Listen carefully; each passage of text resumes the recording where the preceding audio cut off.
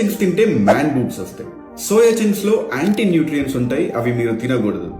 ఇలా చెప్పి భయపెట్టే కొంతమంది ఫిట్నెస్ సైంటిస్టుల నుండి మీరు ఎంత దూరం ఉంటే అంత మంచిది. ఈ మ్యాన్ బూబ్స్ విషయానికి వస్తే ఇది ఏజ్ ఓల్డ్ మిత్ అనమాట. ఈ సోయా చంక్స్ లో ఈస్ట్రోజన్ మాలిక్యూల్ ఉండడం వల్ల అవి మన బాడీలో ఉండే ఈస్ట్రోజన్ హార్మోన్ లెవెల్స్ ని ఇంక్రీజ్ చేసి టెస్టోస్టిరాన్ లెవెల్స్ ని తగ్గించడం వల్ల అబ్బాయిలకి మేల్ బ్రెస్ట్ వస్తుందనే ఒక మిత్ ఉందన్నమాట.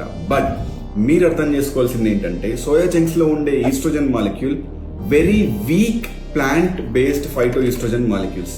దీనివల్ల మన బాడీలో ఉండే టెస్టోస్టిరాన్ లెవెల్స్ కి ఎలాంటి ఇంపాక్ట్ జరగదు. ఒకవేళ మీ ఈస్ట్రోజన్ లెవెల్స్ ఎక్కువైపోయి టెస్టోస్టిరాన్ లెవెల్స్ తగ్గిపోవాలంటే నెలల కొద్దీ మీరు రోజు 2 kgs సోయా చంక్స్ ని తినాల్సి ఉంటుంది. ఏ హ్యూమన్ బాడీకి అది పాసిబుల్ కాదు. Second thing, anti nutrient property. ఈ యాంటీ న్యూట్రియంట్స్ అన్నవి డోస్ డిపెండెంట్ ఎఫెక్ట్ ని చూపిస్తాయి అన్నమాట. ఇప్పుడు సోయా చంక్స్ మనం రెగ్యులర్ గా కన్స్యూమ్ చేసే క్వాంటిటీ వల్ల అందులో ఉండే యాంటీ న్యూట్రియంట్స్ మన బాడీలో వేరే న్యూట్రియంట్స్ మీద ఎలాంటి ప్రభావం చూపించదు. So 50 grams of soya chunks తింటే 50 grams ఆఫ్ యాంటీ న్యూట్రియంట్స్ ఉంటాయి అనుకుంటున్నారా? ఉండవు కదా. అండ్ మోర్ ఓవర్ మనం ఎప్పుడైతే ఈ సోయా చంక్స్ ని కుక్ చేస్తామో ఆ యాంటీ న్యూట్రియంట్స్ కూడా డిస్ట్రాయ్ అయిపోతాయి. ప్రతి పల్స్ లోను, సీరియల్స్ లోను, నట్స్ లోను ఈ యాంటీ న్యూట్రియంట్స్ ఉంటాయి. దాన్ని ఒక భూతంలో చూపిస్తారనమాట. సో అది కూడా మీరు పట్టించుకోని అవసరం లేదు.